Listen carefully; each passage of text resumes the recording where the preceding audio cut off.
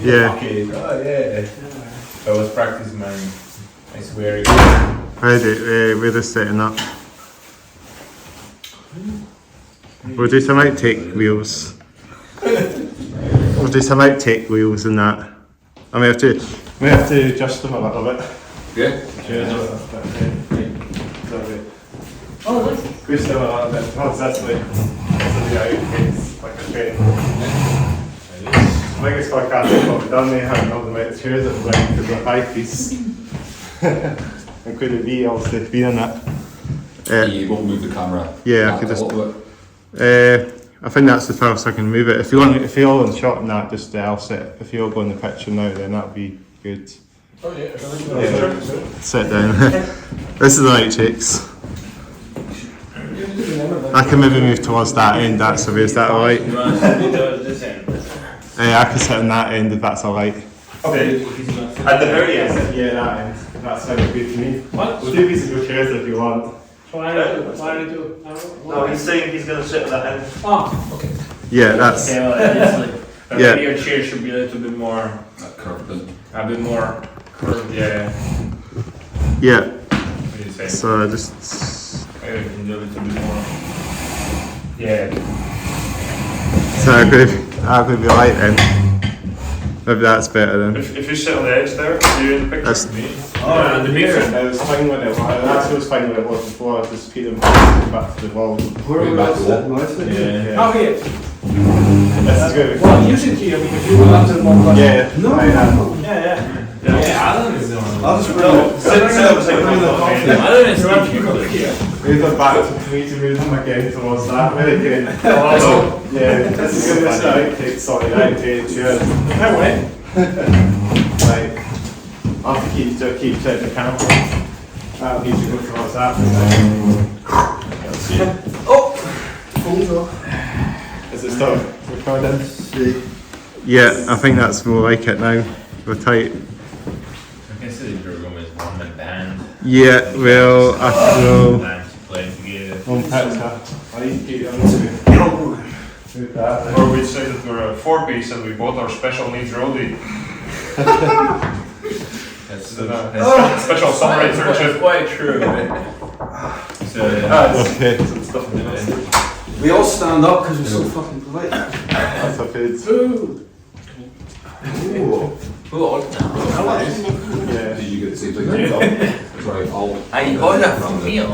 Hey, I haven't had food yet. I'm super Has there been hungry. any? I got 2 hours in the car. You Where are you going? Yeah. You got on the food?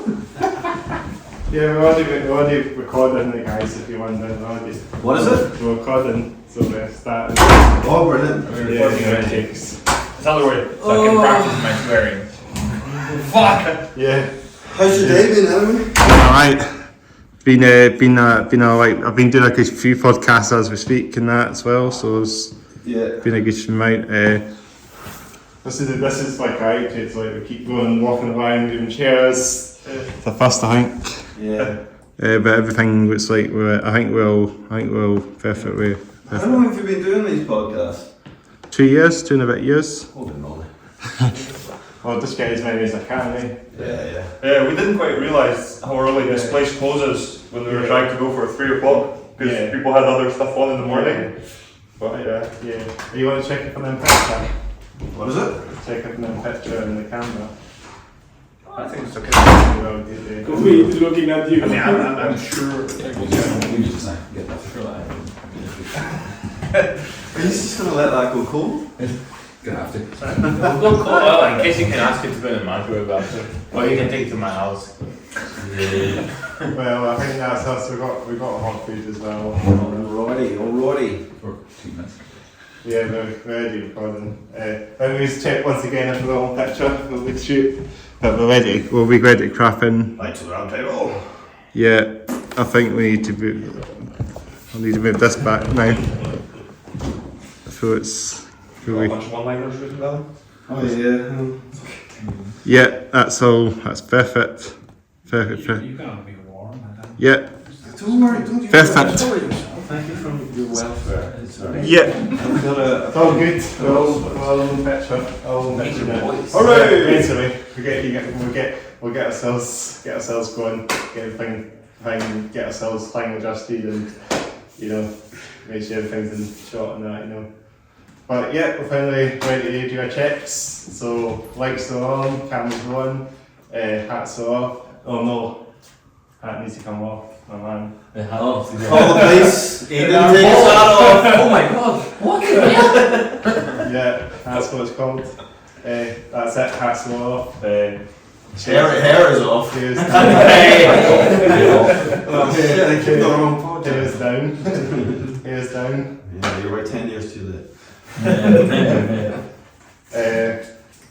Yeah, I think the sun is out, jackets on, cold, the weather's coming, the fall's coming. So, We're ready for it. yeah, we're ready for it now, pretty much. So, Gentlemen, start your engines. That entrance. I actually got like, and actually like that, it's actually quite cold. I've actually brought my long johns with me as well. So. I see that. Yeah. I just wondered if you had Yeah. just knee pads. Yeah, they're quite hidden anyway. Make sure I've covered them up. I've got a long sleeve t-shirt on as well. So. Actually, that's quite good. Is it the proper old one with the bum flap? So It's got a fart. It's an onion. Nirvana. It's the Miss Me Eye Nirvana t-shirt that they recently. Nice. Oh yeah. Right. Well, we've got a whole bunch of questions for you. Yeah, well, we're just going to clap ourselves at the Before we start the question, we're going to clap ourselves at the podcast. Have you checked with Ola England that that's alright? Because otherwise he might sue you. It's all good. Okay. I was yeah. worried about that. I don't have so much money. Should we clap in? Well, wait, we've not reached the band name, that's one thing I shouldn't. Oh no, let's see how you get on with it. Yeah, Go. Yeah. okay. Right, 3, 2, 1. One to that. Hey! One to that. They're in a different time zone, that's all right. That's it. You beat that way. I'm not sure what you're talking about. I don't really understand what you're saying. Just say Mussolini every now and then. Let's do another one. 3, Okay. 2, 1. Hey! It's amazing. Another one. 3, Nah, 2, okay. 1.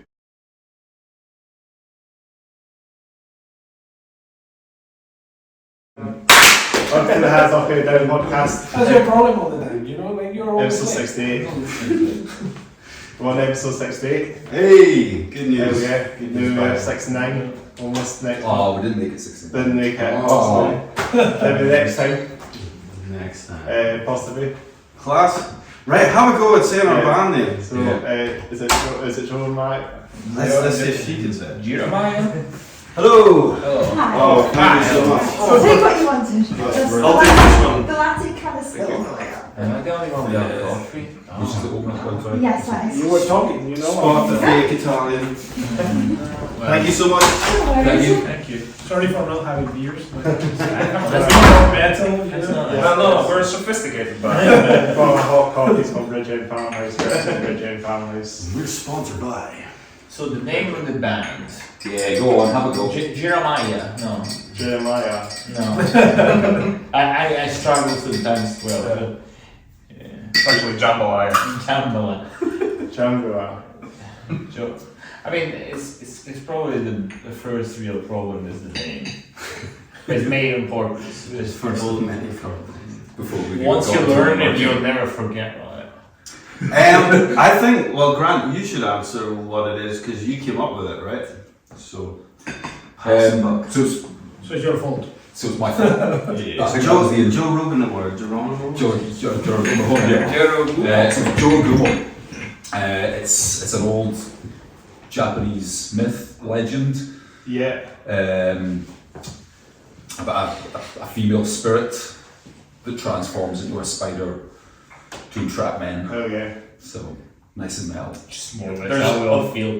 On Wikipedia, for the entry for that name, there's an old Japanese painting with in the old Japanese style with a geisha and a shitload of fire-breathing spiders raining all around her. That's pretty weird. Sexy. The literal translation is spider whore.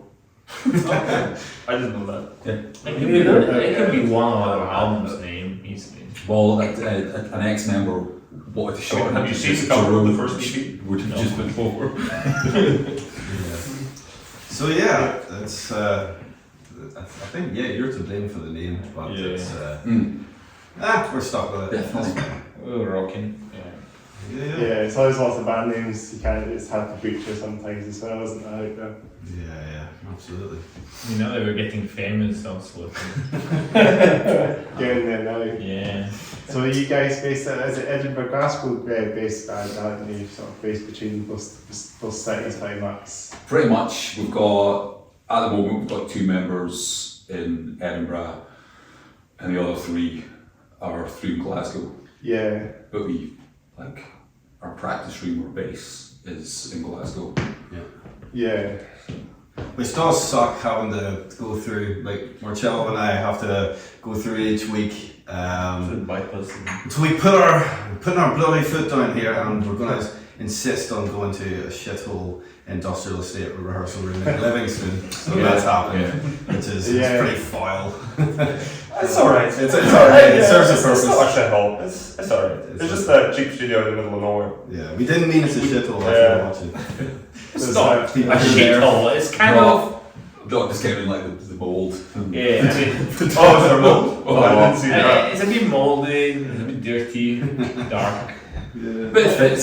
It's not that Fits, as a of personal course. studio. That's not a funny shit. I mean, our base in Glasgow is a Victorian era textile mill. That's so cool. And there's also written.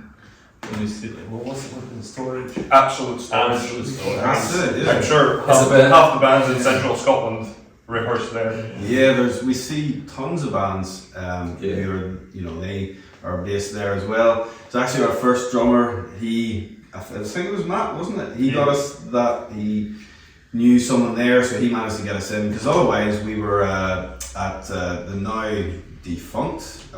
What do you call it? The place Lo-fi. Lo-fi.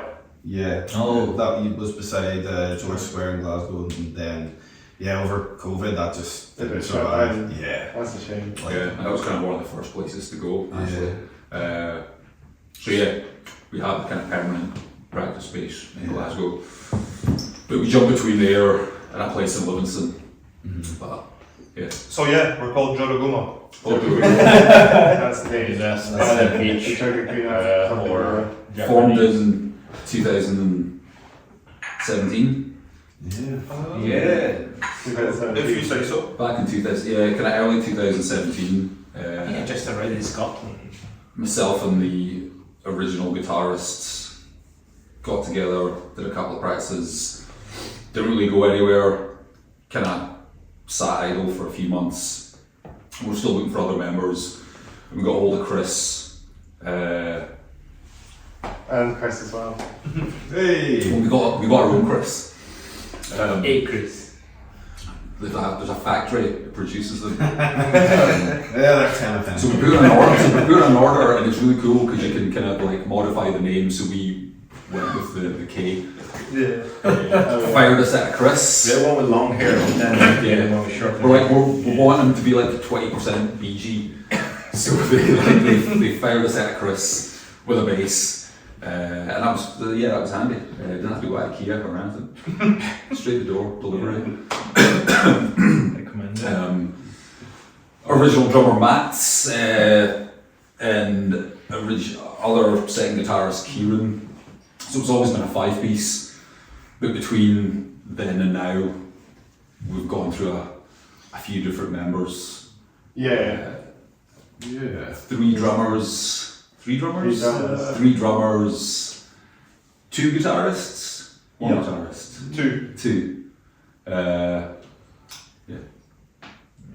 It's been a bit of a saga. It sounds much easier than the actual was.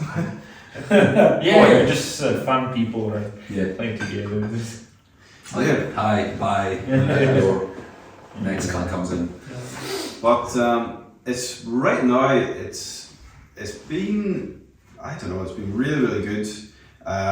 Each time at the practice space, there's just a lot of ideas. There is a lot of writing going on, and that's been really really good.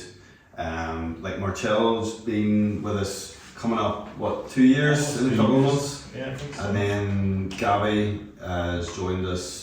When was that? Was that like Is this year or not? February, March, something. sometime? Yeah. The Mediterranean here. So we basically had to look for Mediterranean type people, to bring up the hotness level of the band. So did we, because we were prettier. Yeah. None of us are actually from this part of Scotland. Yes. Edinburgh, not Edinburgh. I'm the only Scottish one in the band, but I'm And your first language is Doric. yeah, my first language. I'm originally a Tutor. I'm from the northeast. Not feast like Newcastle and that. No, northeast Scotland. Oh, is that? And the real North Aberdeen. So yeah, a little village. It's like if you've ever seen League of Gentlemen, it's like that. I mean, they still eat people. It's like Royston Beatty. Yeah. Yeah. If you use a microwave, burned at stake, stuff like that. That's kind of our gimmick if we ever play live. Is like we've travelled a long way to play for you guys because from Aberdeenshire, or is it there? Technically. Yes. Bumsfuck somewhere, and then Valencia, and then Sicily and Latvia. Oh yeah. Northern Ireland, Scottish Ireland, whatever you want to say. So that is. that's kind of like, yes, we've travelled so far for you guys. At least you 5 people can be appreciative of us. I left Sicily just to play in this band. It's my band. So yeah, a lot of stop starts. Obviously, lockdown affected everyone. Yeah. But some bands do come out of it as well and get themselves well. Well, that's the thing. Yeah, I mean, there was a lot of bands kind of folded during lockdown, and obviously various venues and practice spaces. We were unfortunate enough to be kind of in the middle of recording our original demo. I mean, it was pretty much fully recorded, but then we ended up having to do the mixing by email essentially. So that just kind of got dragged out for a good part of lockdown. And obviously I think we expected when lockdown finished, that we'd be able to go out and gig and kind of promote the thing, but then obviously a lot of venues totally veto live music for an extra 6 or 8 months. So it kind of sat, we weren't really able to do very much with it. It was either a case of put it out and kind of just leave it there, or sit in it for like another year until we're actually able to gig. And it's songs that had been kind of kicking about almost since the band had started. So we didn't really want to put it off having something out. But it did. I mean, for what it is, it did reasonably well. Yeah. That's great. Good to know. But a big change in sound. I mean, the new stuff that's coming out. Is it heavier? It's in parts, but it's also a bit lighter. There's a lot more light and shade going on. I'd say there's a bit more. It's a bit more varied overall. Yeah. The first one is, I like it, and it's got a great groove, and it's good writing, and but there's some parts of it that are quite slow, and I'd say it's got stuff that's a bit more up tempo. There's some solos added, courtesy of Marcello. Well, yeah, definitely. I think adding Marcello, that is a kind of legit lead guitarist. This time around, I think we're definitely able to take advantage of having 2 guitars this time. Yeah. Not just for solos and stuff, but just for having a bit harmonized, a bit of contrast and a bit of harmonies and things like that. Because the first one's basically just caveman riffs and that's because the first one Well, it's kind of just the 2 guitarists essentially playing pretty much the same thing, and we were tuned down quite low. We're tuned out to like B standard, and I think if you've got a bass that's tuned down like that, and then 2 guitars that are essentially all sort of playing a lot of the same thing, I think after a while it kind of loses the impact. So this one's the new stuff's, I think, it's got a bit more contrast, a bit more light and shades. So the dynamics, I think, Certainly is more probably dynamics, a good way to put it. That certain passages of songs leading into other parts, there's definitely a lot better dynamics going on with it. Cleaner parts, heavier parts, faster parts. I mean, the production is also quite a bit Well, higher. that as well. We've been recording at a place called Beatstorm Productions with Kevin Hare. I don't know if you know, it's near Straben.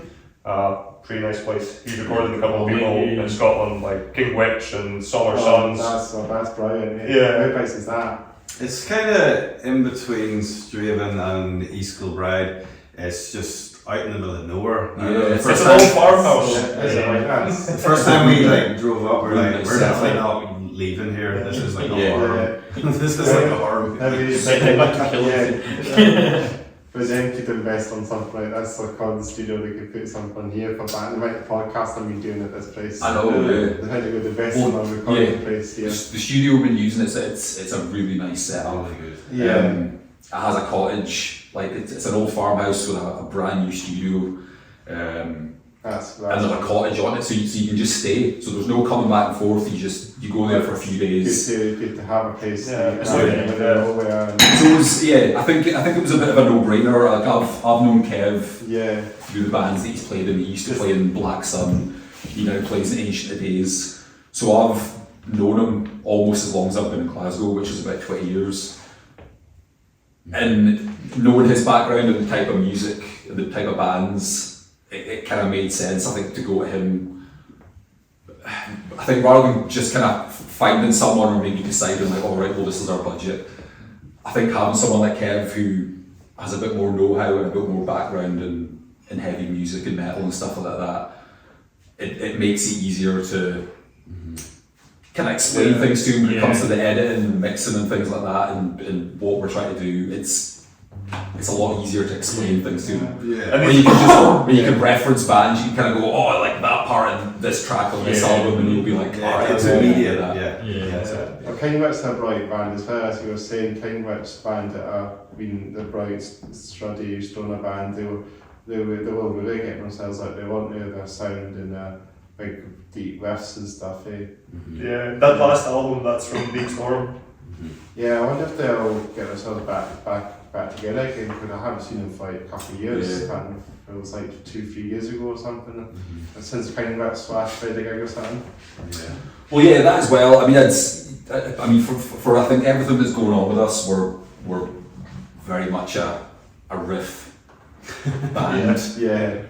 You play like stoner Struddy metal as well. It is. It's a weird meeting ground. It's we joke about this, and I'm sure any other band who watches this, they'll totally know what we're talking about when it's like a riff salad or like it's a fucking riff soup of just you're throwing in like a bit of black metal or thrash or some sludge or doom, and it's just like let's add some seasoning of this or that, and you're just like. But how are we going to make this into an actual song? You can definitely tell the difference between this is like 7 or 8 different riffs just kind of stuck together, and you go, all right, that's a song. But then, I mean, having a bunch of good riffs, but linking them, and make it flow. all right, well, we can bring this a bit back, and we can have this will fit to link these 2 sections. Making it feel like there's a story to tell, not just here are all these riffs I want other people to hear. Yeah, they flow a lot better. I mean, some of the, we're not like Sun or something like that. We don't have like 20-minute like drone tracks. Yet. But we do have like 6. I mean, some of our tracks are like 6-7 minutes, so you have to kind of fit enough interesting things into there to probably more to keep ourselves interested. I mean, we're not really doing it for anyone else, and obviously if other people like it and are interested in it, then fantastic. But when we're the ones that are playing it, I mean, 7-8 minutes a track is a long time, but it's to make it not seem like a long time, like you're looking forward to that next part, and you know that this bit's coming back, and then you get to the big outro kind of section. Talking of recording, we've got hopefully a final recording session booked for later on in October, and then fingers crossed that's it, kind of done, and then just mix and master it, and we're just dying to get it out because we think they're good tracks, but of course we've been just playing them to ourselves, and it's that thing of you need feedback, you need someone else to have a listen to it. But especially some of the tracks were kind of in their infancy, 2 years ago, almost, like a few bits and pieces before they became fully formed tracks. So obviously, we've heard them, a million times. We know, and as much as we're doing it for ourselves, it is, for me anyway, is interesting to see what other people think. Because even with the first one, we had about wildly varying comparisons to sound like this in this band, but it kind of depends on the listener. If a listener has a fairly safe vanilla kind of rock metal background, then they'll be like, oh yeah, you guys sound like Slipknot. But then if you've got, which is what we've had, but then you'll get other people kind of being like, well, it's kind of like a mix between Morbid Angel and Alice in Chains and this and this and this and this and this and Acid Bath. Somebody told me you sound like Serge Tankian. Everyone's going to find something different. So it's this time, knowing the comparisons that we got and the kind of things people were saying about the old stuff, it's definitely almost like a morbid curiosity to see what people get out of it this time. I think old school death metal is always good. It's always good. There's definitely parts of that. I think we've upped. The original demos, that was probably a bit more straightforward, and in small doses, me and Adam and Chris, who were in the band at the time, were maybe able to push and pull a certain way, and not experiment, because I think when you say experiment, it just kind of sounds like you don't know what the fuck you're doing. But trying to get a bit more flavour in the thing. As I say, there's a lot of energy just in terms of tempo and that. We were in a situation at the start of the year where we weren't sure. Unfortunately, we had to lose a member. Wish him all the best in that. But we got a previous drummer in Stephen Wilkinson, who has been he's in Void of Light. He plays in 4 or 5. He played for Dragged Into Sunlight. Plays in Dragged Into Sunlight. They've, sort of like that 6 Degrees of Separation. They toured with Mayhem, I think, and we were like, we knew this guy. And he came in and we were like, okay, we're gonna be good for this recording. He came in, smashed 5 tracks one day, and still with a smile on his face. I don't know why he didn't kill us. I think it was only 2 weeks, because we had the date set for recording. I think we'd already pushed it back, so we ended up kind of losing the drummer. We had to be kind of brutal about things, and for us to get something done and get these things recorded. So we literally, it was 2 weeks before the recording date, and we didn't want to push it back. So just at the off chance, Stephen had been in the band briefly for a 4 or 5 month period a couple of years back, but I think we were band number 35. Yes, because Marcello kept asking him that weekend, hey Stephen, you know the way you're not doing very much. You're going to be joining our band, by the way. And he's like, never know. So we were kind of worried because Stephen's drumming is very, very good.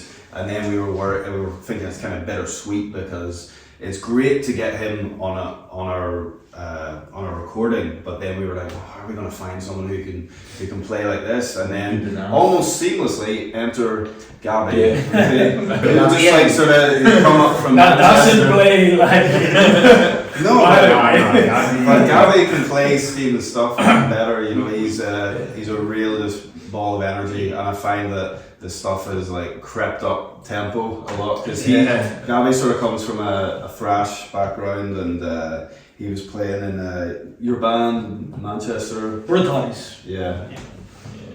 Quite brutal. That's your in, Gabby. This is just another kind of thing. Maybe like more upper tempos for like more time, but it's just I found it very weird to play like also slow tempos. Like no, because it requires a lot, to be honest. But also like because the things that he recorded were so technical and many stuff. So like maybe I was like playing faster things but more linear. So he has a lot of layers on the drumming and it was nice. It was a good challenge, but sometimes it's like, oh, this guy is annoying, you know. But it's definitely. I mean, there's definitely some of the stuff that's recorded where even I'm kind of like it's a bit much. Like you're great. You're wondering if you should go back to Kevin in the studio and be like, can you see every second? Can you cut out every second beat of that fill? Because that's just. But it's. You know. Because Stephen is powered by chocolate brownies. I don't know if a lot of people know this, but I mean, as well as being in all these bands and He working, also makes and, amazing you know, he has his own bakery business. So yeah, basically It's very good. we asked him like about 2 weeks beforehand, like, you know, is there any possible, like we were booked at the studio, the first session is obviously the drums, is there any way? And he was like, oh yeah, sure. He listened through the things once, he had like 2 practices and was just like, yeah, cool. And that was Most it. tracks, single take, done. And it was like a day and a half. ban a song, dude. And I mean, it's only 5 tracks, but then when you listen to what he's put down, you're kind of like... Yeah. And I think, as well, I think it kind of pushed us to be like, alright, we can't fuck about it, like we need to put the rest of the instruments and the vocals and stuff on top of this. Like... Yeah, just looking into perspective, like, because when I joined the band, obviously you have recorded drums and you have like a bass track for the instruments and these things. So when I found that Jorogumo was looking for a drummer, I had a look to the first album. I was like, okay, yeah, that's something I can more or less play. So that's cool. So I write it to you guys like, oh yeah. It's like, okay. So pick a couple of songs from the album, and I will send you a new one. So I think it was crazy. Yeah, is it both that you sent me the song, and like instantly that was converted to something that was like more. Because I think, yeah, for the people who listen to if there's someone who have listened to the first one and is like, oh, what's going on the second one? For me, it was like this kind of thing, right? Because you already know, but I think like with fresh eyes, let's say. So it was like, you have like a very good vocal lines on the first one, and they kind of drive everything. So you have like very good riffs supporting this, and more like linear music underneath. But when I was sending the other one, it was like more like blast beats around, like very fast double kick, and a lot of change on. There is like 3 change of tempo during the song, and also like more fluid stuff. Like you have like 4 bars of something, and after it changes into another thing that makes sense all together, but it's like a lot of changes. Just to learn the song like technically and also like by memory everything. So I'm like, what the fuck is that? Like I don't know if I can play that. So I just like worked for I think week and a half or something like that, just on having one song to go, and after the other 2 songs, I was like, okay, that's far. And when you hear everything that is recorded for the new one, you can feel it that is like far. I would say like far less linear than the previous one. Yeah, definitely. Yeah. I mean, it's probably a lot closer to, I think, what we probably originally, or I maybe originally had in mind when I first started it, where I don't like doing too much of the same. I think if it's something I'm listening to, if it's an album I'm listening to, I don't mind. If it's, you know, if it's just thrash, if it's just death metal, if it's just hardcore or something. But if it's me that's doing it, I think if it was the same thing, if it was just a thrash band, just a death metal band, just a sludge band, I'd like, you know, 5 or 6 songs of that, I get bored. Yeah. There's a need of variety. But there's a lot. So I mean, the old demo was like a lot slower stuff, a lot of mid-tempo, which we've still got, but we've balanced it out with like, weird riffs, a lot faster kind of stuff, a lot more thrashy things, just different time That's signatures. exactly what you need, thrash and death and all that. So and I mean we've thrown. I don't think there's any of the tracks that are just, oh, this is this kind of track. Yeah. You'll get like maybe the intro, like a verse and a chorus, and be like, oh well, that was quite like a kind of chuggy sort of thrashy groove kind of thing, and then it drops into this like sludgy slam death metal thing for the ending with like a crazy outro, and but then the blasts will come back in for like 20 seconds. It's that thing of like, it's conversations we have a lot. It's like, when does a riff outstay its welcome? Yeah. And you're like, it's starting to get a little bit like, oh Jesus, are we going to keep doing this again? People are whip the lighters out and just, it's you can play it for not long enough, and then certainly you can play it for too long. And it's also tricky because you might feel like you're playing the riff for too long because you're playing the same thing over and over, but if the arrangement changes, then maybe it sounds good, and it's difficult to notice it, especially if it's new stuff and you're focusing on your playing, but then you put it all together, you're like, that's quite interesting. Well, I think even when we were putting these together, there was definitely bits where there would be like, what technically like a verse, and maybe in your head you're kind of going, oh, is that the same riff? Oh, we should maybe change it, and then like fucking Adam or Gabby or someone would be like, oh well, no, but we're gonna go into like a half tempo for this bit, like, oh we did, and you're like, alright, okay, and then you hear it in your head and you're like, yeah, that's fucking badass. Yeah, cool, okay. I think that's the nice thing about the band, that we managed to get into a balance, which now we always have a open conversation about anything that comes in, so we're constantly brainstorming our songs, and I think that's it makes everything more interesting. That especially annoys Adam when he comes with riffs, because, we don't care what you have in mind, you play your thing and we play ours. Yeah, I think the example we've had in conversation a couple of times is, if you get 5 guys who really love Slayer, get together and make a band, they'll sound like a shittier Slayer, whereas we have a pretty diverse range of influences. Yeah, they've got traits for a tribute band or something. What's the thing? I used to work in a bar at a little venue downstairs, and there was a lot of heavy bands, a lot of metal bands coming through. And there'd be so many bands where, as soon as they started playing, you could tell by the shirts they were wearing, or you knew exactly what was in their CD collection. Yeah, there's something Because like they're not, fancies as well. they're not trying to like, they're just trying to sound like, XYZ bands. They're not really, which is fair enough. But if you're going to do that, then I mean, you might as well just do covers.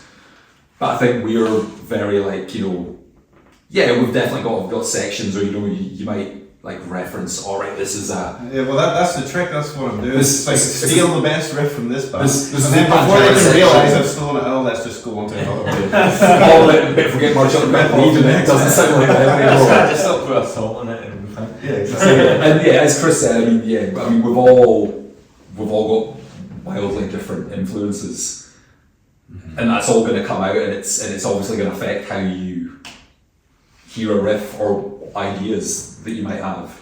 Someone will come out with a riff and you kind of go, all right, well, how about change the drum pattern from this after the 4th bar, blah blah blah blah blah. And it's just I think it seems to be a lot more comfortable and fulfilling way of working. Yeah, For sure. It's definitely, in terms of productivity, it's gone through the roof. In the past, I don't know, sort of 6 to 8 months. Loads and loads of ideas, and it's just, that's the thing is, patience is not my strongest Are you sure? trait. Why? I think it's certainly been tested a bit, but it'll be great to just get this out, and all we want to do is just get more gigs, and just we're working on a follow-up to this really, and hopefully it's not going to take us a same amount of time. I mean, that was 2021 when Rock came out, and then fingers crossed we'll get this out before the end of this year, and then I'm really hoping it's not going to take 4 years. For Well, that's, yeah, I mean, as I was kind of saying, I mean, other than lockdown, I think after lockdown, we just had a lot of setbacks. I mean, we came out of lockdown with no drummer, essentially, like, as it affected lots of people. Yeah. His situation, his living situation and work changed, and he just wasn't able to get back. So I mean, there was no, you know, he didn't get kicked out. He didn't want to leave, but you know, he was miles away from Glasgow. Just couldn't get through. It was just simple logistics more than anything else. So yeah, so we came out of lockdown with like no drummer, lots of setbacks. Couldn't play live. Couldn't do this. Couldn't do that. Like. Or we did play one gig during COVID year, and yeah, like 90%. everyone got COVID. Yeah. It was like some all the gig bands, block. all the staff, the sound guy, the promoter. I think I would say there was like 100 people there. I think maybe like 2 didn't get it. It was just like this group chat opened up, and it was just everyone messing with how do you feel shit, how do you feel shit. Just got my results back, and yeah, literally like 90% of the people in that building got COVID. That's exactly it. It's like time to worse with dark. So yeah. So yeah, then that was like I had to isolate for 10 days, and then you know my girlfriend, she got it, and she was isolated for 10 days. This was over Christmas. Yeah. So she was just like, yeah, how'd that gig go? You know, I hate it. It was worth it. It was totally worth it. Oh, it was good fun. I think we played the great set. So yeah, that was the thing. It was good. So yeah, that and.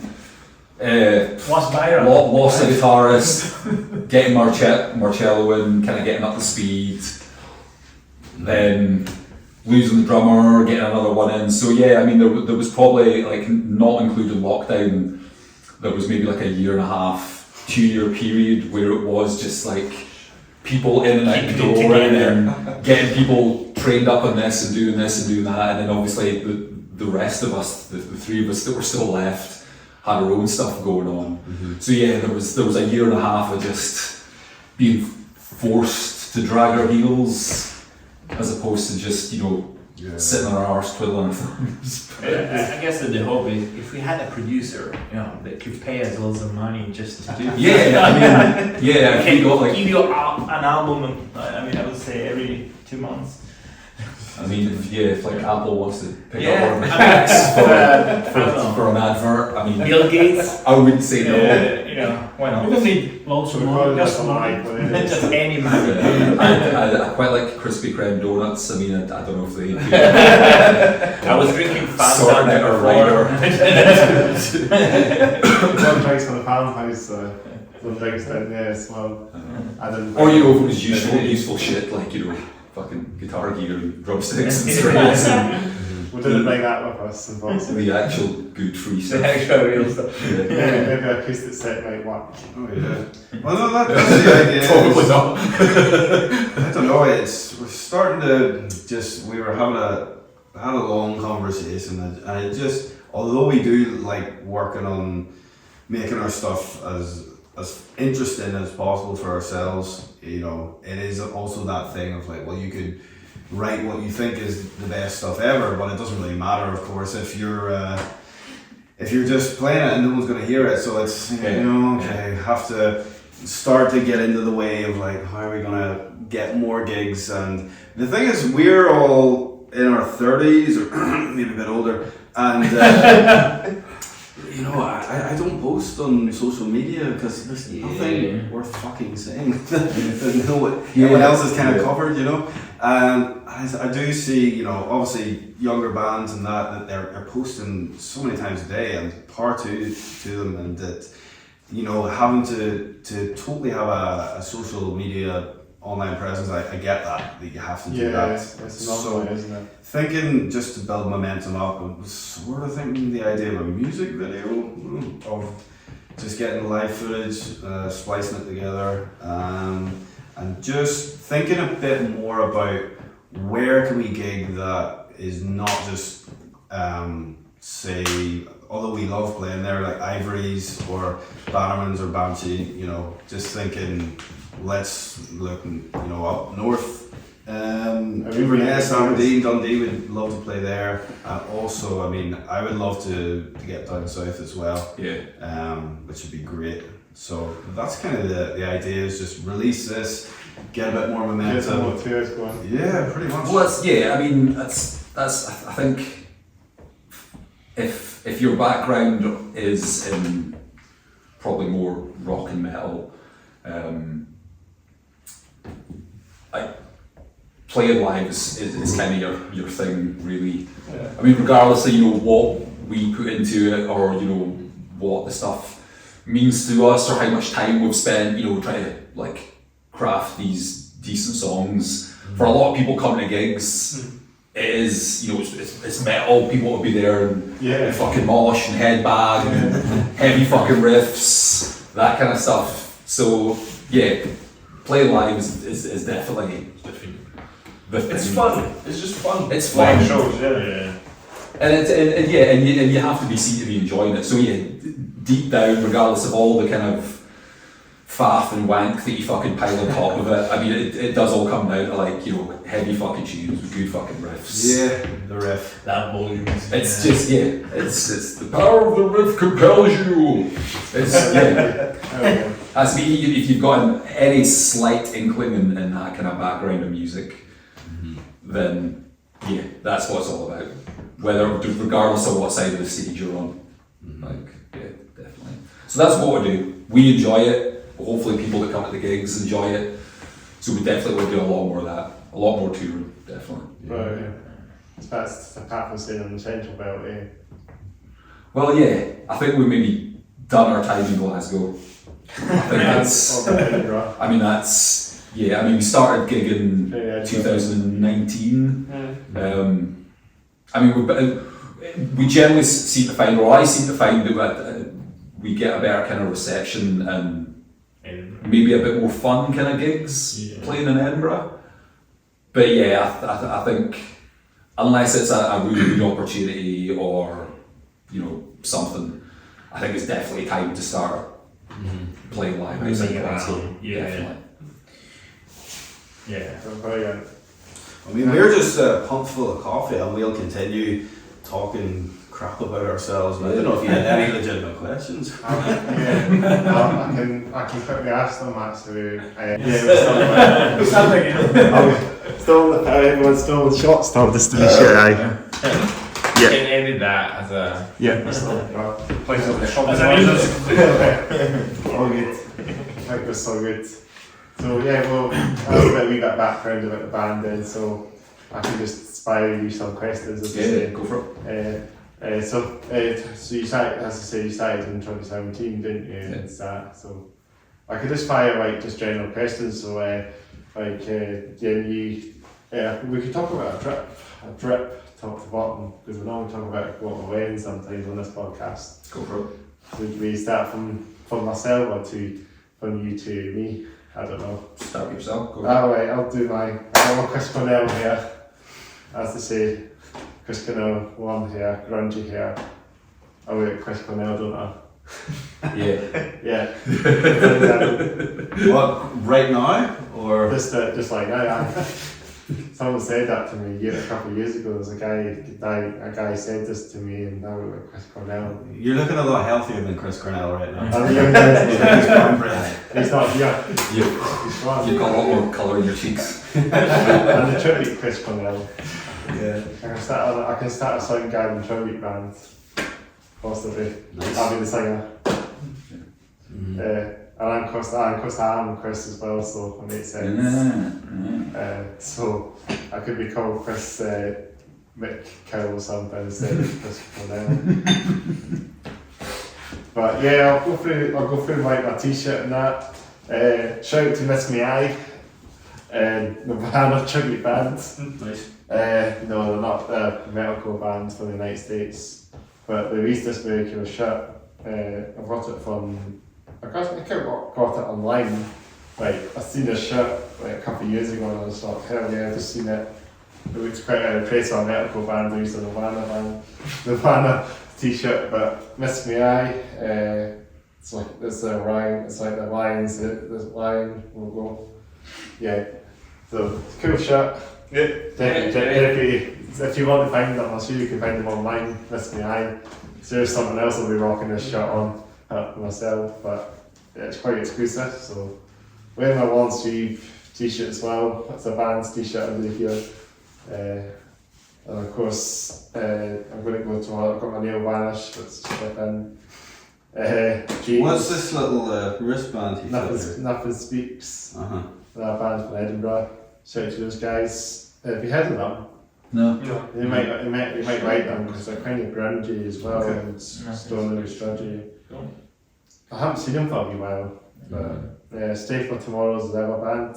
I'm actually in my t-shirt actually, this one. I just say Stay for Tomorrow. They've got the same bands as the same t-shirt, so it sort of blends in a little bit, this band. And then jeans, kind of Pull and Bear. In fact, I had a Pull and Bear. There might be Pull and Bear, but I'll just butcher in that, so I'll just say Pull and Bear, skinny jeans, and a pair of Vans, skaters shoes. Nice. Like a pair of Vans. I feel like we're on a TV shopping. Selling this stuff. I bought this on Amazon. I think it was like £9. I'm decked out head to toe beauty. Wait your turn. Sorry. I've got boots. They're made from the Harp Seal. It was one of the best days of my life. Was going Harp Seal clubbing. Managed to get 2 at once. Oh yeah. I've got nothing metally Nothing about on me. What? You are. How do you come like that? I don't know. I just came from Northumberland. That's like a very I'll say that. teacher. That's a very teacher. I'm a different person. I mean, he is vitally as a All right. person. Here's some trivia Is that for you. fake? This is. Can you guess one of my influences? I wonder. It's not a big penis, but if you see that there. Are you so And with which your one eyes? is the bitch? Do like that. Do like that. That's- Oh no! Which way is the Yeah. So yeah, if you can see what that is, then it's like I wonder what one of my influences might be for writing. You get free t-shirt. Radiohead? Yeah. Yeah. Anyway, yeah. What are you sporting? What's the there? answer to the comment? Well, this That's is quite that way. Blood Incantation. They just put out some new material. It's pretty fucking excellent. So I like wearing their stuff. Where are they from? I think it's Colorado Boulder, and they started as an old school death metal band. Okay. And now the last thing they've put out is, what do you even call it? Cosmic death, folk, alien, electronic metal. I don't know. I like to say it's Pink Floydery and alien death metal, but yeah, they're pretty cool. Hell yeah. The rest of the stuff is from various charity shops. Charity shops. Yeah, no, I got nothing really mentally apart from myself. And everything's kind of black. I got Converse, jeans, I don't remember. You know where your day size thong today? I do have that, but I don't think it's appropriate to show that on TV, you know. This jacket is pretty metal. Go in the charity shop as well. Yeah. Oh yeah. This is the credits jackpot. This is great. I'm never wearing something that isn't from a charity shop. You just wear like a very self-promotion T-shirt, but and it's that cold that I couldn't show. Yeah. Jorogumo. Shout out to those That's guys. it. I thought everyone was gonna wear the same. Yeah. Just I'll have to say that out. Just We're saying about can't teeth and all get the rid of is it. that. Yeah, sorry. Yeah, so yeah, like the rest of the things are just plain. But say something about your shoes. Why? You just seem And quite they are black. comfy. They're quite comfy.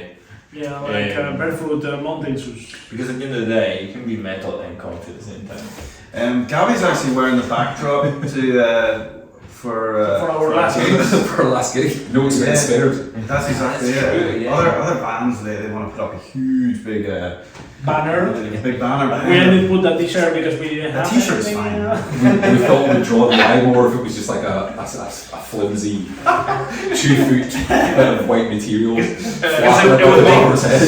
it would make people focus. They go like this, and then they notice more things. They go closer to the stage. They have which to is come like, closer, yeah. usually you are getting people closer, so we just put the small things on the back. So people need to get closer to read it. So Yeah. it was just a marketing technique. You know? High production values all times. Yeah. Yeah. Pretty much everything I'm wearing came off eBay and probably cost less than £10. You can buy things like clothes on eBay. It's hit or miss if they fit when they turn up. Is it fun? What happens if it's not the right size or something? Tough shit. Give it to your dog. Then you have to put weight on. You need to try your trousers, you know, you check your booty and it's, Yeah, the only eBay doesn't have tryout rooms. doesn't. No. the only band thing I'm wearing is I'm wearing a Coheed and Cambria long sleeve. And yeah, You'll not see it, the t-shirt. no, it's like 3 layers deep Is at it? this point. Are you not wearing anything Bee Gees? Be a problem for Are you not wearing anything for Bee Gees TV. because you are a big fan of the Bee Gees? So. Well, I've got like each of them Okay. on my butt cheeks. Just and the third one is down the shaft of my penis. Is that B on one cleft? So if I'm twerking, it looks like those two are singing, and then the one that's tattooed on my balls will swing round.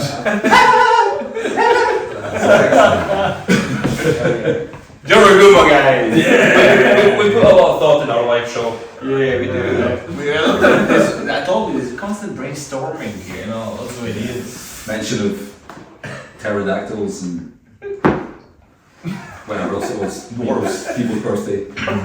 It was that wasn't just a mention of a pterodactyl. That was an impersonation of a Okay, that was pterodactyl. that was technically an intro.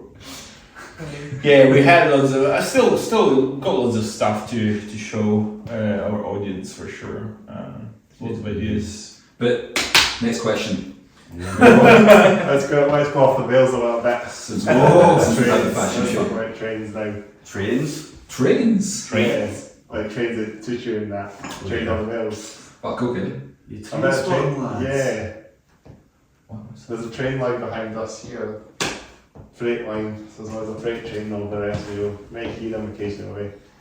No, I mean trains are relevant. I think of some riffs we write as freight trains. I get the train to practice, so you know. Oh yeah, there's that. I haven't been on a train in ages, but I did travel far countries on a train, so it was nice. I hijacked one kind of recently. A train? Yeah. I killed I my only horse. got like kind of up the west coast of it, and like all the cops fucking turned up and shit.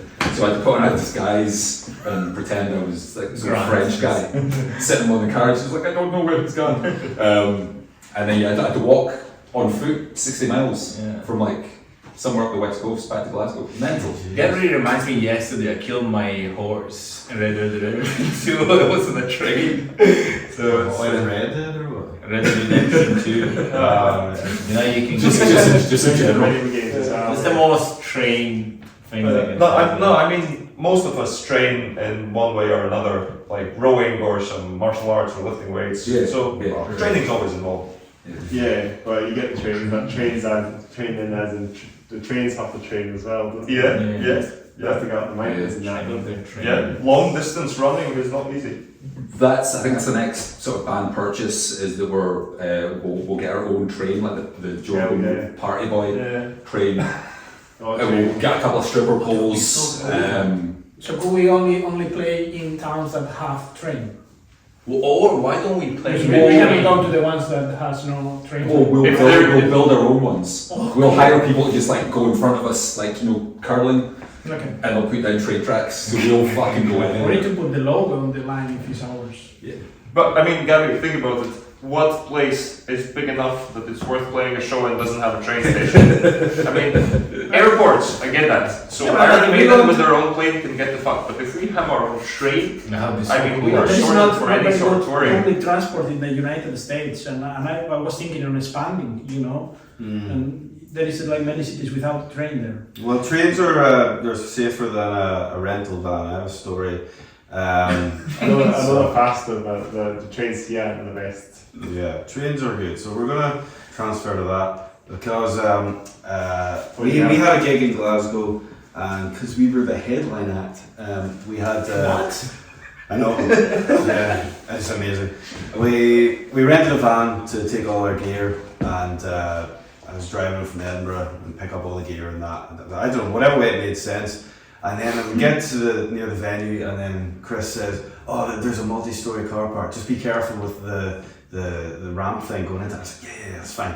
So I came in, and sure enough, there's like I can't remember where it was, near Charing Cross in Glasgow. But there's this sort of big steel not banner thing, like what do we call it, like a framework, and I was like, check before I drove up to it, like that'll be totally One of fine. those things that would not get you. It's one of those things that get you high, you'll knock it. Exactly. Yeah. But I checked and it was fine. I mean, it was dark, but I thought, yeah, it'll be fine. So I started driving, but I totally didn't realise that there was a speed ramp on the ground. So as soon as the van went up and that went and just tore the arse out of this rental van. And because I'm an idiot and hate money, I didn't take out the insurance waiver. And it would have cost me a maximum of £5,000. So we played the gig, it went great, and I was just worried sick about what am I going to do about this, because I was due to leave the van back the next day. And you know, it's the next day I'm worrying about it, and it's a white van, but it's just the damage is done on the top of it. And then during my lunch break at work, I went to this stationery shop, and I got like an acrylic pen. So I got it on the top of the van. I was just like, you know, filling this in, and I was like, okay, maybe that'll be all right. And then later on in work, as I came out to check it, and it had dried, but it looked very obvious that it had just been filled in. And I was like, oh no, what am I gonna do? And then just a moment of divine inspiration struck. An hour before I was supposed to hand the van back, and I googled how to make fake bird shit, which is What? fake bird shit is you get some double cream and some black pepper and swirl it around. So I get back on top of the van, I'm just artistically trying to, you know, imagine as a bird would shit on this line. So I take it back to the company that will not be named. And the guy's like, "Oh, thanks for leaving the van back on time. I'm just going to go check it and make sure it's okay. And do you want to just wait in the office here?" And I'm like, just sweating bullets. Just this guy goes out and he checks all around the van, and then he pauses at the bit where he could go up on top of it, but he doesn't. And I was just like, yes, I've been totally saved. Because that would have been a really expensive mistake. And yeah, touch wood to this day, I have not been charged for it. So the lesson we learned here: double cream and pepper. That's it. You want to trace cars and Now we're gonna find out that the whole podcast was just to put this on camera. It was just fucking rentals. Plant from the It's going to burst through the door. Mr. Smith, come with us, please. So if the hire company have seen that, the band is not liable for it, only Adam. Yeah, so maybe next time we can drive. Well, you can do it on cars as well, I suppose, if you have dents and that and scratches. Also, yeah, remember, bird shit. Yes, yeah. That's It's it. probably a solution for most. We can do a tutorial next time of how to do bird Yeah. shit. So that extra gets us to the other point. Love the next merch, we'll just make it up. We're figuring out the cover of the Throw that album. into the crowd, fake bird shit. You know, we're figuring out the cover for the album. Yeah, so if you have any ideas, send it to jorogumo@gmail.com, please. No, I mean, Don't involve bird shit, yes, because we already kind of ruled that out, I think. because we're fucking masters on that stuff. Be too obvious. Yeah, Yeah. I don't know. What else have we got to say? We're playing Edinburgh. Yeah, we play in England. When is that? 17th of October. Cover, yeah. 17th of Be October. there. How soon then? Where? And Yeah, Banshees. So that'll be good fun. Banshee. And then on the 7th and 9th of December. And where's that? That's at Legends on the 7th, right? Yeah, And Legends, then yeah. Bannerman's on the 9th. So yeah, kind of Come down a bit. Something. Yeah, absolutely. Yeah, That'll be good. And just doing that thing of like trying to pester promoters and. Any bands you're supporting as well, that and any of these gigs? Who was on the? The next one is, I think the headliner is High Noon. High Noon is playing in High Noon. Luxera. And Luxera is the other band. That's the one on the 17th October. Don't know the lineups for the other two yet. Hopefully we'll try and get another gig They're a in. thrash metal band. Was that sorry? They're a thrash metal band. I think Luxera is thrash and High Noon is more kind of stoner Yeah. stuff. Yeah, Luxera, I think it's kind of more like old school kind of Yeah, thrash I've stuff. seen them I think in Edinburgh a few times. They're quite a new thrash band. The other band, I was actually trying to look them up. Yeah, couldn't I'm going to find anything. hit them up sometime and come on this podcast. So it's shout out to the guys who listen in the podcast. High Noon. I couldn't find anything of theirs. Yeah, it's not always links. I've got these like bands that have Facebook pages and that. It's hard to find them. Well, it's not so much Facebook, but I mean, It's their socials. if they haven't put anything out yet, then Spotify and Bandcamp and all that stuff. So you're kind of relying on hoping there might be a live clip or something on YouTube. Or just seeing them, just turning up and seeing them live sort of thing. That's it. If it's like a new band. Yeah, absolutely. But yeah, all Edinburgh dates, rest of the year. See if we can get something in November, maybe. And just ultimately get the new EP out and just, whore it out, promote the fuck out of it, and that's it. Just gain a bit more momentum, really. Hell yeah. Mm. Any bands in your friend? Um, There's apparently going to be all events with some bands. Nassau, I quite like them. Nassau, yeah. Yeah, we played with them a few years back. I'm really out of the loop. yeah, This it's was disposable as well. local bands. I might have seen you guys like a while ago actually, so I went to Okay. that gig. Nassau, Nice. Oh, yeah, that was a freezing gig. Is that the one we played Mm. ages An ago? Opium. Yeah, oh, that was freezing. That was good. Yeah. So we played there in December and they insisted on leaving all the freezing? doors open. Don't put me in a place that is freezing. Well, we're gonna be there in December, you'll see it. What? Yeah. Just go with the jacket. I need 20 degrees minimum. Yeah, Gabby insists on being taps off. Even in the Purple onesie. If you stay like with your clothes on, like you'll be alright. Get a bomber suit. Get the long johns on. Wrap in tinfoil. glass You cutting. can get the t-shirts. Yeah. Anyway, is that a wrap or any final question? Maybe a wee chat about favourite album maybe or something for the bands. Go for it. If you've got any more questions, fire on.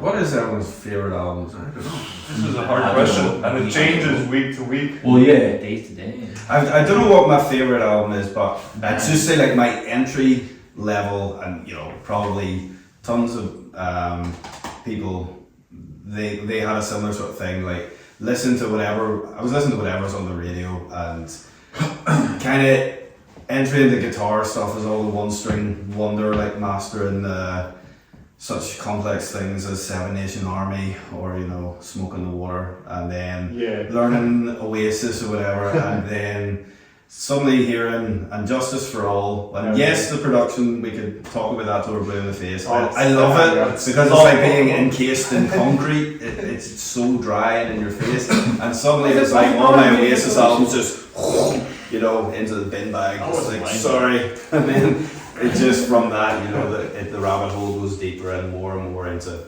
metal. Yeah. So I don't know what my favorite. It's too hard. What a favorite album is. Well, I certainly remember that. I just loved the complexity of it and how they kind of, not to use too pompous a word, how they orchestrated, those songs. Really, really good. But there's tons of different stuff. I love Carcass, Mastodon, Bolt Thrower, Entombed, just Morbids, Opeth. There's Blood Incantation, all sorts of different stuff. Old school death metal. Melvins, it's just continually keeps getting added to. Basically. Yeah, it's like I'll have an album that's on rotation for a couple of weeks, and during those weeks, if somebody asks me what's my favorite album, it'll be that. Like today, my answer is probably a Blood Incantation album, but like last week, it could have been an Opeth album. or the week before Wolfpack, which is completely different, but I love Wolfpack. As a bass player, I think they're absolutely amazing. Well, as a bass player, you cannot like Justice for All. Yeah, that's what I said right at the top of that production. My friend showed me in a music shop like and Justice for All bass guitar. He's like, this is the most pointless book ever. Well, they get rid of the things that you don't need, you know? It's the only way to learn the bass lines because you can't hear them. So you're like, I'm doing a good job. Fair enough. Yeah, I mean, I'm similar to Adam as well. Actually, and Justice for All was one of my first love. Master of Puppets, but Metallica certainly played a big role in the early days. And nowadays, I actually enjoy lots of Mastodon, Death a lot. I cannot get out of it. The cycle of listening Death well, and I'm more similar like to Chris from this point of view. I get obsessed with an album and then I get to the next one, and mostly as well, Opeth and quite a lot as well. And it really depends on the time. I really struggle to tell you what's my favorite album, to be honest with you. But I would say Justice for All is probably the basics, like in my head when I think about that as well. Yeah, I think I can probably all those albums that you kind of instinctively just go back to. Without even thinking about it, you're like, oh, I want to hear this. Even just one track or this or that, if you're just kind of idly doing something, or it's the songs that are bouncing about in your head because you've heard them a million times. You don't even have to think about it anymore. When playing a gig or a band, whenever they play, you recognise it anyway. Yeah.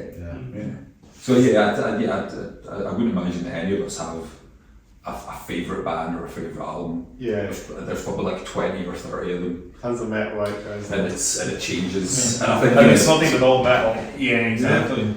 I think it's like when people say like, oh, there are basics on the closet for clothes, you know. So it's like there is some albums which are like basics for you that you have always in the background, like Justice for All these things. It's like they are there and they're like a thing to go when I don't know what to listen, and it's like, this album is always bang on. But saying that it's a favorite is still. And they're probably the ones that influence you more than you probably realise, or at least inspire you because you know them so well. They're part of your fucking very being because the amount of times you've heard them and gone over them in your head or learned to play them. So you'll always get. So probably I would imagine if people that know their stuff, if they listen to our new stuff, could probably pick out things and be like, oh, there's a bit of this, there's a bit of that, there's just little things here and there. You can't really get away from it. It's Pantera and that as well. Definitely. I mean, I grew up 80s, 90s, so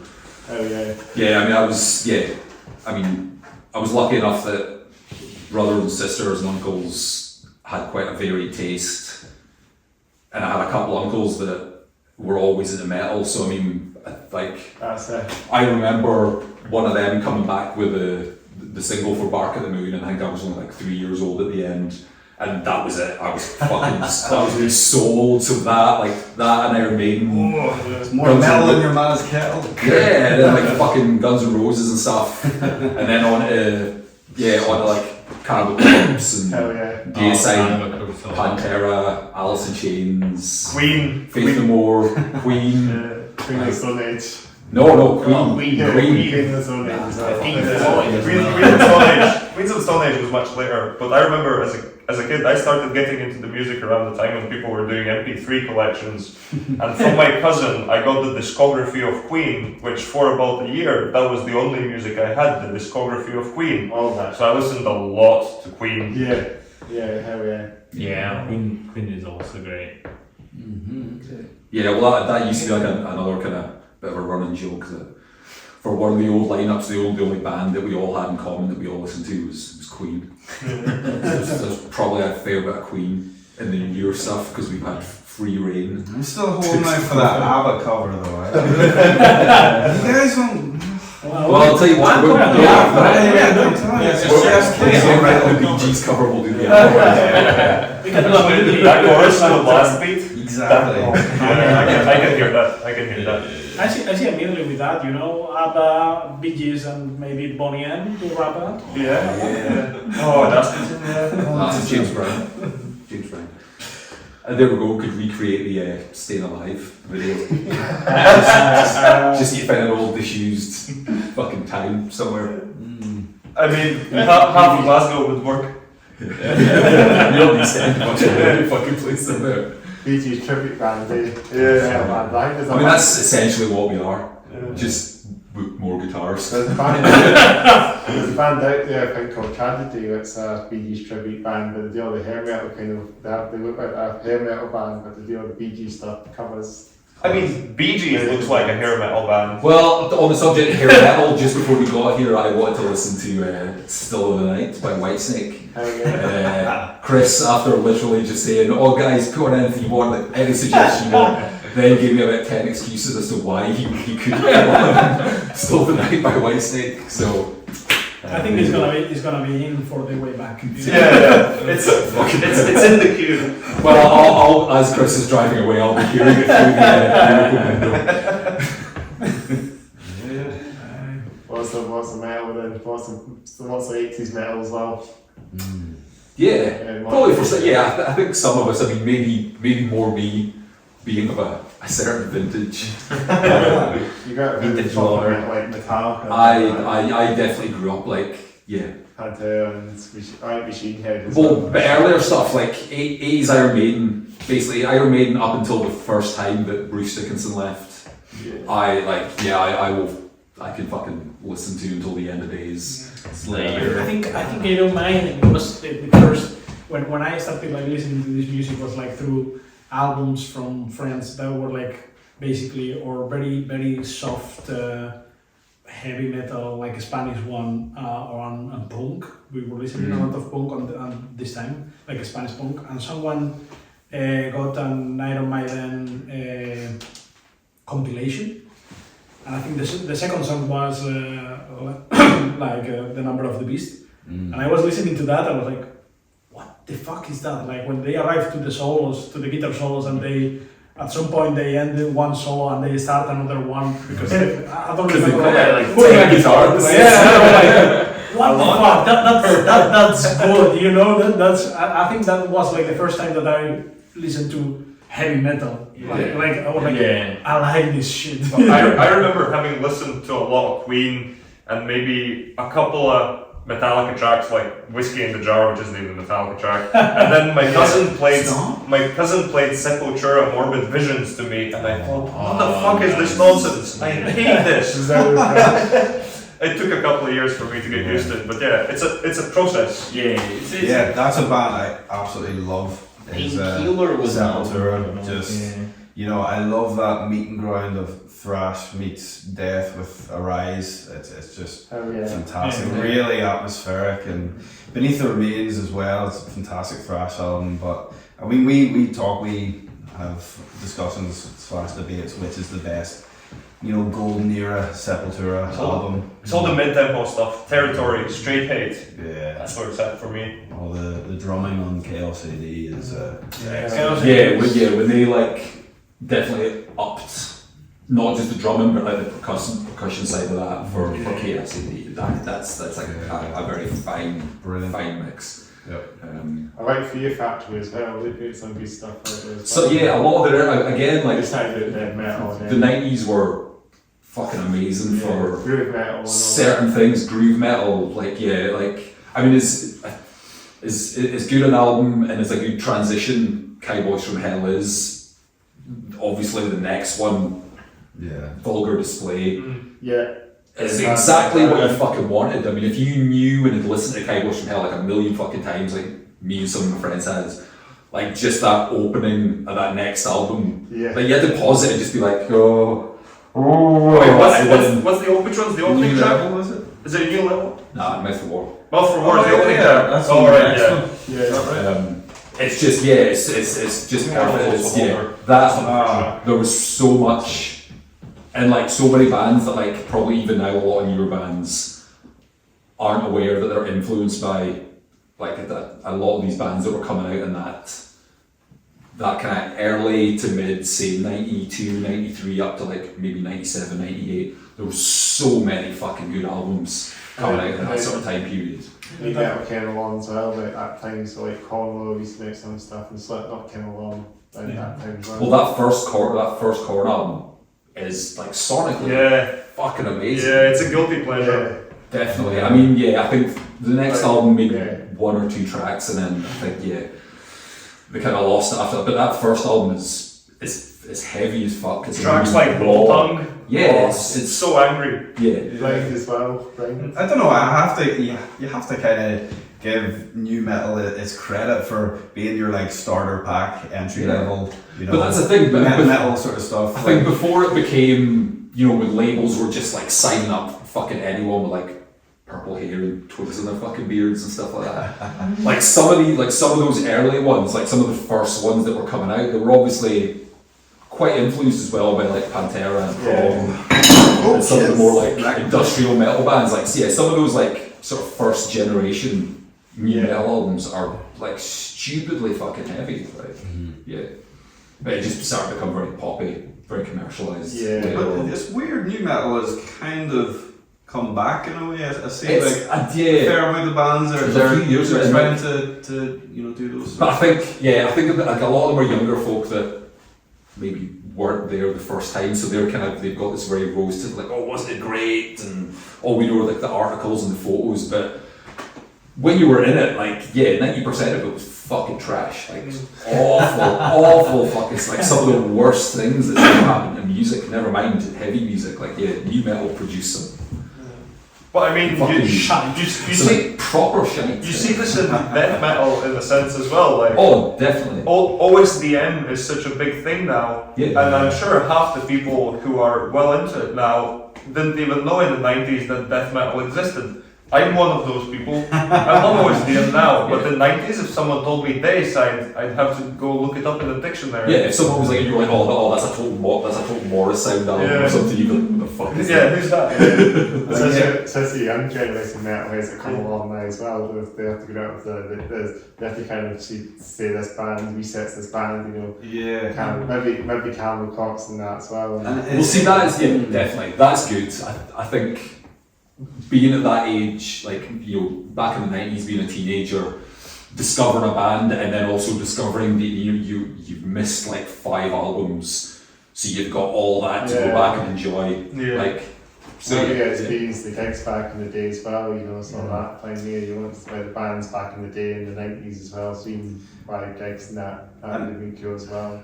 Something as well is the more you get into it and figuring out the sort of gear of a certain era, like reading up about, it was the Messer Boogie dual rectifier or something like that. That was like, oh my god, that's the holy grail of that, that crunch that everyone was after. And then, I didn't have a clue what, that the Swedish death metal, it might as well have just copyrighted the sound with the HM2 pedal. Finding out about that a few years ago, and I was like, oh wow, it's like, what else don't I know anything about? Yeah, it's like Morbid Angel was pretty big in the 90s. I kind of really discovered them just about a year ago. Before that, I kind of knew the name in passing, and now I'm like, where have I been all these years? Like, they're amazing. Old school death metal. Of course, they're amazing. And the Obituary as well. That kind of. We were saying about Obituary and Morbid Angel. So it was Obituary we were saying just a minute ago. That sort of that 90s Dayside, Morbid Angel, Obituary, Suffocation. I fucking in the 90s is like The Gathering by Testament. That's one of my favorite albums. There was so much good things in the night, and then and luckily a lot of those bands survived, but just got better production. Stop going to Morrissey Studios in Florida for every fucking. But then you also had the kind of already more weirder death metal coming up in the 90s, like Gorguts, for example. Like the first 2 albums, especially the first one, it kind of sounds like 90s Floridian death metal. But then actually it goes off in really weird direction. For me, Obituary, I love the riffs are great. they're just absolutely slamming. But some of the vocals, it's a bit constipated for me. I get that that's part of the caveman appeal. Yeah. I know like our first guitarist, he was really, really into them, and certainly I think a fair amount of that has, you know, influenced the sound on Rot, you know. Yeah. But yeah, it's one of those bands that I'm like, maybe I'll repeat it, listen, I'll get into it a bit more. Yeah. It's always one of those bands that I think if they had either a different style of vocal or just a different vocalist, I'd listen to it a lot more. But I'm not going to fault the riffs they've come up with, and the groove and the tempos and stuff like that. Same with Bolt Thrower. Much like Bolt Thrower, the vocals can be a bit samey. Yeah. They need a bit more dynamics going on. And yeah, I think that kind of goes back to what I was saying before, that for the music that I want to make, there has to be a bit more variety in the vocals and the music side of things, just to keep things interesting, if nothing else. Yeah, definitely. And again, because everyone has so much different influences, that I don't think we're ever just going to be like verse, chorus, double chorus, done. Like, yeah. I think we've joked before that we do have there's a few tracks that have a certain formula that we kind of stick to, but very loosely. We'll maybe have like the first 2 minutes like a normal song, and then we just After those, then we just go wherever. Like we've gotten verse chorus out the way. Then we'll just do whatever. It's off road, it's lost. Chorus number 4. So yeah. Is that a chorus? A pre-chorus? The pre-chorus of the pre-chorus. Chorus 2A. Yeah, that's Jorogumo. Yeah. Well, I think that's really good. There, lots of death metal, lots of changing scene in that metal scene's changed a lot. It's a lot of things that have been going on, death metal, old school. Then you got the metalcore side of things as well, and now I think you got bands that are doing electronic kind of metal now, which is slightly different now compared to what metal has came and evolved into what's coming now. Yeah. I mean, no one, and we were certainly not trying to reinvent the wheel, but you know, like heavy music and things like that, it's been on the go for so long, and there's so many different genres and bands that it is really hard to be original and not do something, but it's doing the stuff that's already there in a way that keeps you interested. And it works like, and yeah, because a lot of it comes down to the dynamics, how the song flows, the dynamics in it, and yeah, not just not being fucking boring, basically. Because if you're gonna step on stage or spend that kind of money in a studio, why would you do the same thing that 30 bands have been doing for the last 30 years? Like, I think it's like, it's what we're trying to achieve, just trying to make something that is original to us, that we like to hear. Yeah. And it's fun to play. But we're also tapping into like our influences and how that affects what we do without, alright, well that riff's been done. And I think all writing in general is like that in any form of art. Even other bands probably with some uptake from other bands, and that's how sometimes you get to something original, I think. Yeah, that's brilliant. Alright.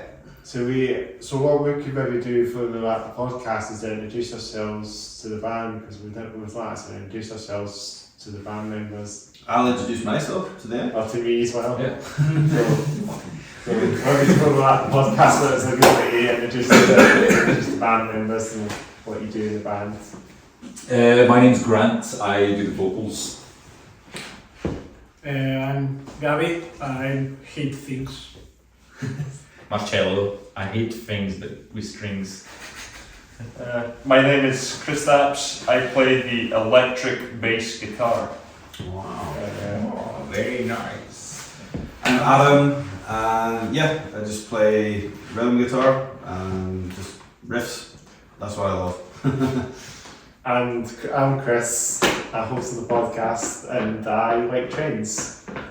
That's nothing. I like trains a lot more after this podcast. I think certainly opens We put like train stuff around it. Or You open many options, I think, for the band in the future.